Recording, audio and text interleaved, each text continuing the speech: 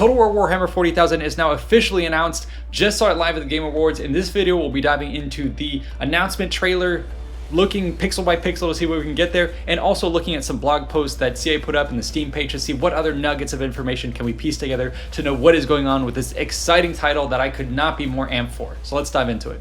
So over here, I've presented a board where we have some stills from the cinematic that we'll be piecing through. I have some stills also from the battle map that they showed, the campaign map. Then I have excerpts from the blog posts, and then we'll be including some references from the work we've done on our channel about the true size of Warhammer 40,000 that can maybe give you insights into what this might look like, because what has been announced obviously is very limited. So let's start off with the cinematic. The cinematic trailer itself was fantastic. You know, everything you'd expect from an official announcement trailer, very polished, looking great, feels very Warhammer, true to itself. Now, what can we get in terms of gameplay here? Obviously, there is a portion later that is explicitly gameplay, but still you might get some hints that are worth looking at here. The first thing that I'll note is, well, what factions are featured. So we do see that it's going to be the Orcs and Space Marines. You also see the Imperial Guard included in here, so that makes 3 different factions, and that coincides with the blog post that says there's 4. Now, the 4th one is going to be the Eldari. This is going to be at launch. So we have 4 main factions, 3 of them featured here. Obviously, they hint in the blog, and this is just intuitive, they're going to have as many factions as they can get. This DLC is going to sell like bonkers. Presumably, they'll have multiple iterations of this game as well, in the same way that they did with Fantasy. So I expect, you know, basically all the factions and sub-factions to be there in the future. But here, just in the trailer, we see a spread of Orcs, Imperial Guard, 40k, Space Marines. In terms of the variety of units that are seen here, infantry, tanks, some flying vehicles, you have, you know, predators, rhinos, all this stuff, the staple of what you'd see on the tabletop. Now, other stuff that I was interested in is, well, what types of battles are we going to be seeing? So the main focus here is going to be ground combat. That's to be expected with the Total War title. We all saw that coming. There are some hints in this cinematic trailer of, you know, aerial combat, flying vehicles that are here, and also potentially space combat. There are scenes of spaceships in orbit, and then transitions into the ground to dropping off troops. Now, we'll get into that later when it comes to the gameplay and the blog post. Up front, nothing has been officially confirmed about those being factored in. The way I'm reading this is it looks like they will be present to some in some way in the gameplay, but sort of removed. Battles will be on the ground, but if you want to interact with the space or even kind of the fighters level in the aerial combat, those are going to be things that are kind of called into the map and interacted with.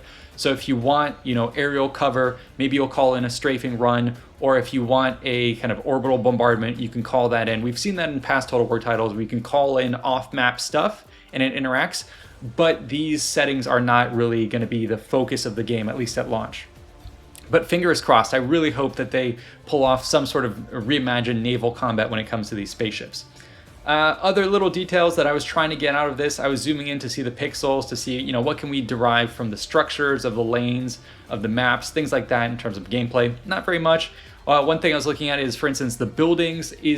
Are there any troops like garrisoning them? Is that going to be a feature? Can you infiltrate building? Are there kind of indoor, outdoor combat things happening? And no, not really. You don't see it in the cinematic trailer, nor in the later gameplay. So that was interesting to note.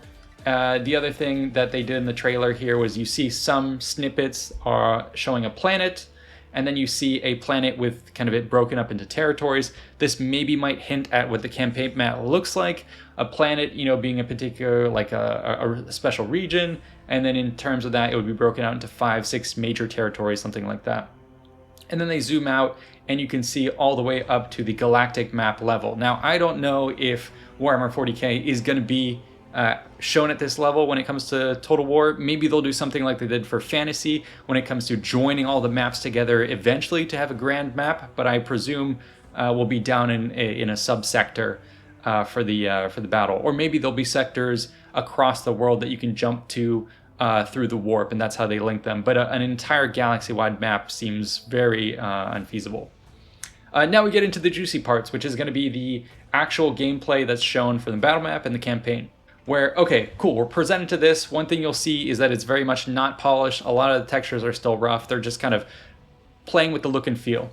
So what can we derive from this? Well, obviously the map is gorgeous. There is some level of verticality that is present here in terms of, you know, there's ramps joining big wide plateaus. It goes fairly high Up to the left here, it looks like there's maybe 4 or 5 different levels, but beyond that, it doesn't look like there is another visual level present for aircraft to be fighting in. There's nothing separating it there, so presumably everything is kind of in the same sphere of combat that we've seen from all past Total War titles, and again, that maybe hints at the fact that this aerial combat is really not baked into this kind of map, and it's like, you know, call-ins that you do. Anyway, so that's kind of the level design itself. You also see this center structure here that they seem to be fighting over.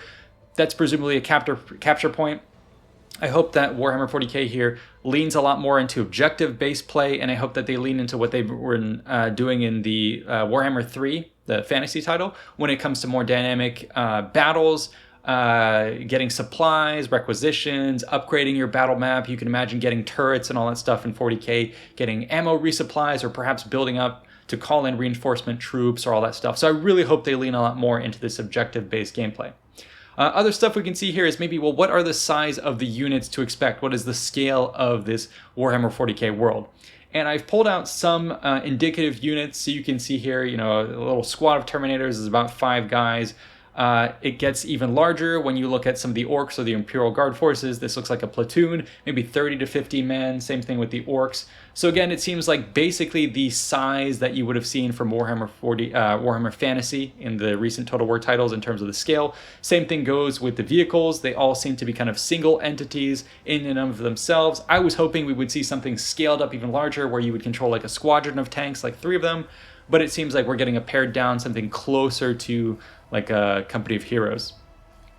Speaking of company heroes, we might as well get down into the nitty-gritty of the actual combat. So there is a little bit of up-close gameplay that we see here. I was trying to get an understanding of how is this going to play out. So there's a couple things that come into mind is, well, unit sizes. You can see that here. Again, it gets down to the level of maybe 5-10 troops that you're commanding. What else do we see here? Well, there is a cover system. This is something, obviously, that past Total War titles have kind of skirted. Cover has never really been that important, but now in this title, obviously, it is vastly important. So how does this work? Well, we don't really know. You can see here that there are some barricades. Troops seem to be positioned next to them, and maybe we have something like past Total War titles where when there is like a barricade, you can tell your troops to essentially dock themselves and fire from that position. Maybe that's the system that we're going down, but I would prefer something that's closer to Company of Heroes where there's kind of cover, and then you move your unit to that area and they dynamically disperse to take organic cover around here. That's the flexibility and realism that I hope we see that's enabled by the Warcore engine. Again, I didn't get a good sense of it here. I'm hoping this is a key part, but again, can't really make much of this. I really hope that they don't do the things that we've seen in recent Total War titles, which is when there's a fence and your troops kind of move up to it, they just interact with it and it explodes. But that's a legacy of an old engine. Other stuff you see here with this close-up view of combat is there is this destruction in the building. Again, this is something they hinted at Warcore being able to do, that you have dynamic building destruction, and once it's destroyed, you can still interact with it, take cover, presumably go inside, things like that. Again, I'm keeping an eye out for units that might be garrisoning structures or structures that have openings, and you can kind of see an opening here, but again, this could be ornamental, and I don't see anyone actually in the building, so that's unfortunate.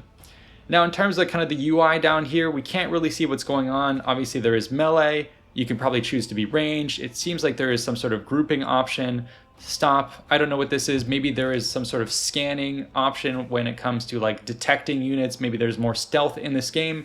And here, maybe this looks like a placeholder for commander-specific abilities, unit-specific abilities, army-specific abilities that obviously they've leaned in quite heavily when it comes to Warhammer Fantasy. I hope we see a lot more of that here. But yeah, so that's basically all we see from the ground combat. The camera then zooms out and it gets us to the level of the campaign map. So this to me was one of the things that I was most eager about, is where does this all take place? Is it all going to be on one planet where each settlement is kind of the traditional stuff we've seen, where you're all kind of different land masses split up and you're in a little traditional map? And the answer is no. It looks like we're actually going into 3D space. So you see a planet, the camera zooms out and now it reveals that there's multiple planets in the region. And then finally you start to see, oh, okay, cool. Look at these different planets that are under control of the various factions, and they're going to be linked by these routes. So this is giving me old school Battlefront 2 vibes. Anyways, going back to the start, what can we get from this? Well, it looks like there is a spaceship here. That's probably going to be the thing that is necessary to move troops to and from actual regions. Now the question is going to be, what happens if two fleets coincide with one another and want to engage? Again, no indication that they're going to be modeling space combat. I assume we'll do something that we saw in Warhammer Fantasy, which is when two fleets come to each other, you kind of cut quickly to a land battle, where in the context of a space battle, it would be like boarding action and you get some sort of set piece that corresponds to that. That's probably how it's going to work, but I really, really hope that they pull off some cool space combat. Anyway, so that is basically it. We can't see much in terms of what is going on in the map. It looks beautiful. I like the aesthetics, but I don't really see much in terms of other structures. I mean, maybe there's some stuff in space that you might be able to build upon, but yeah, I can't see too much. Hive cities, minor settlements, things like that. It looks great. And then finally we get to this top level where you can see again, maybe there's specialties of these different planets in terms of what they do. This one looks like it's science or engineering. This one's more about, yeah, same thing, or perhaps it's a faction icon. Again, this is very, very early production type stuff that we're not getting much to chew on. Now, the most meat that we do get is going to be finally at the end here of the blog post that I do want to walk you through, so this will be most relevant. So you can check this out for yourself. It's on Total War website, but essentially they give us a little bit more to chew on. So the first thing is going to be confirmation that there are 4 main factions here that you can see. So again, Space Marines, Orcs, Eldari, and Astra Militarum. So Astra Militarum, that's wide encompassing a lot of things. Obviously we're going to get sub-factions like we did with Warhammer Fantasy, where I hope we get the Krieg, the Katachan, all those other forces, Steel Legion, all the variety of Legion forces. Now, this is where I got really excited. So they are leading in heavily into what they're calling customize your war machine. So we'll read this verbatim. You know, step into battle with renowned sub-factions and warlords from the Warhammer 40,000 universe, or forge your own custom army with an unparalleled set of customization options that brings tabletop freedom to life. Personalize your army. Take a look at this. Name your warband. That's easy. Choose your colors and emblazon your regiment with an array of iconography that strikes fear into the hearts of your enemies. So they did have this in part of the cinematic trailer, is they showed gameplay of, you know, just Space Marines walking up to the camera, and then what they did is they had it quickly chop up and show different varieties of the customization that you can have to your units. I love this. Personalization of your warriors and your faction is key to the tabletop experience. That translates very well into gameplay. I loved it in Shogun 2, for instance, where you could customize your own forces. A unit painter system is long overdue. Man, I wish we had this for Warhammer Fantasy, but it is great that they have it built into the new system. Obviously, this is going to be relying a lot on the upgrades from War Core. And yeah, this is great. And then modify your warriors, you know, tailor your faction's combat philosophy for campaign and battle, arming them with your own unique fusion of devastating tactical abilities, signature traits, and arcane war gear. That's really cool. Again, it's not just the looks, but it's the feel of your particular forces. I am going to jump down here to some of the work we've been doing on our channel, where we're covering the true size of Warhammer 40,000 units. So we look at different squads and army compositions and see what do they look like for real. So this is something you could see presumably kind of like one-to-one for Total War Warhammer 40,000. But you can see here, for instance, I believe this is a Devastator squad, and you can see you get to choose your different heavy weapons, what your support troops have. Same thing goes with the, you know, scaling up for perhaps you can put together like a combat group that has infantry squads with embedded special weapons or heavy weapons, things of that nature. Maybe even vehicle units grouped together might have special synergies. That's kind of what they're alluding to, so I'm very excited about that.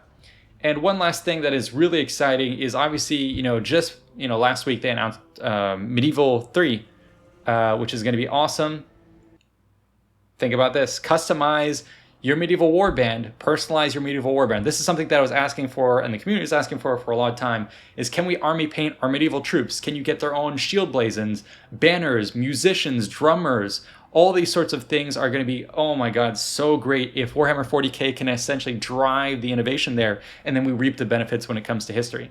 So this customization is awesome, and I really hope that it translates into a robust multiplayer scene where everyone can customize their troops and fight it out very much like a virtual tabletop.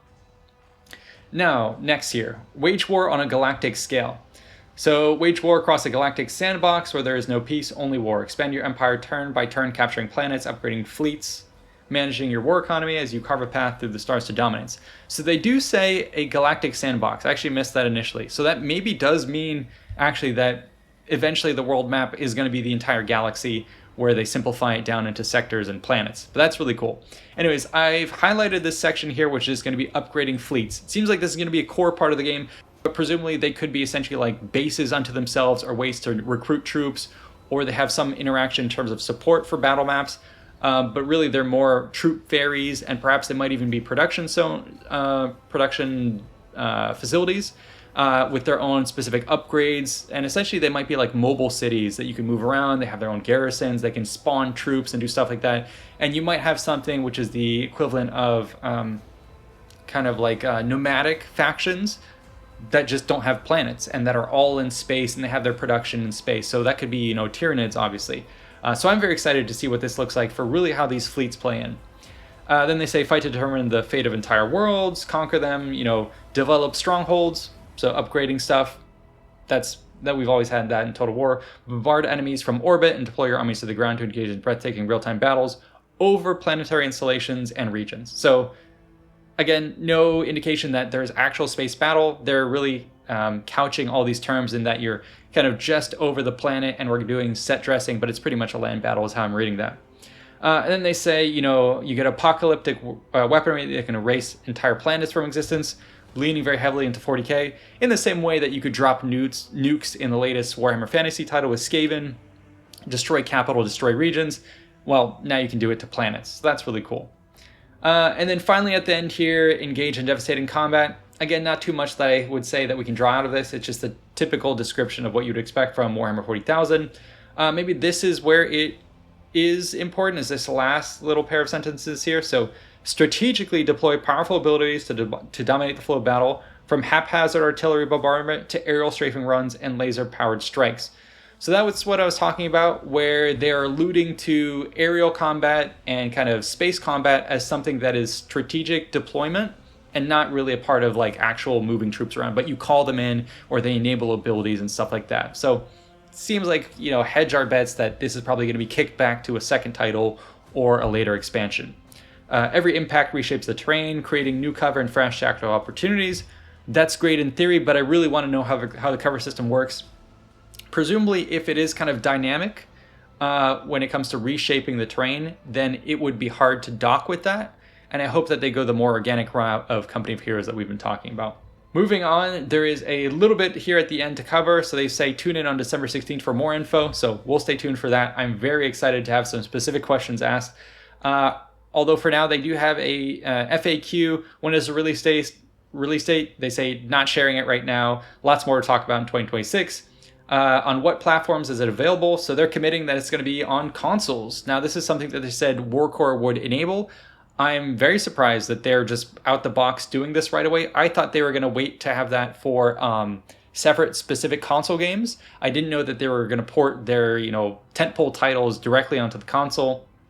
I hope that's not the reason why they might dumb down the scale and make it much smaller.